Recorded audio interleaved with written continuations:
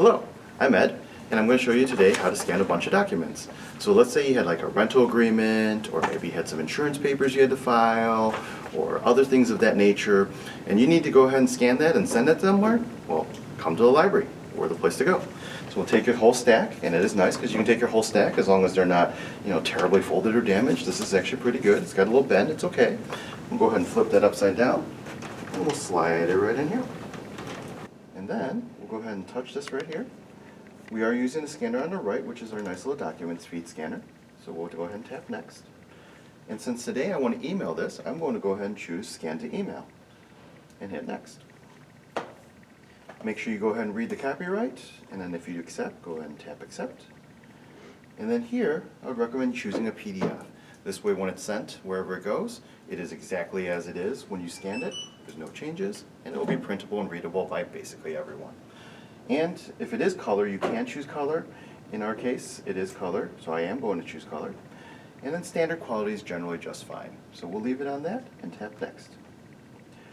In our case, we do actually have a double-sided document, so I'm going to scan both sides, and we'll go ahead and read both sides at the same time.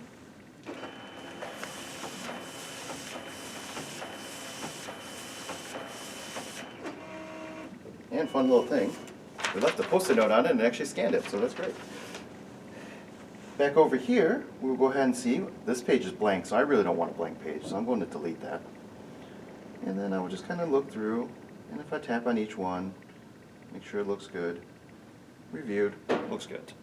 If you need to do anything, there are some options here if you need to rotate or if you need to crop some things out, but for the most part it goes ahead and fixes and aligns everything automatically, so it saves you a lot of work, which is nice. And then I will go ahead and tap next. Let's go into process for a second. Here, I would recommend you always email it to yourself and then forward it to wherever it goes. That way, if they respond, the response goes to you. And if you need help with that, ask our staff. We'll be glad to help you out with that. But right now, I'm going to go ahead and type my email in there. And if I wanted to, I can change the email to rental contract and tap next.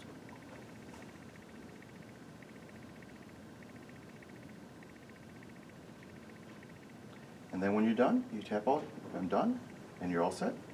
And that's our scanning of documents. If you need any help, come on by. We'll be glad to help you out, and you're all set.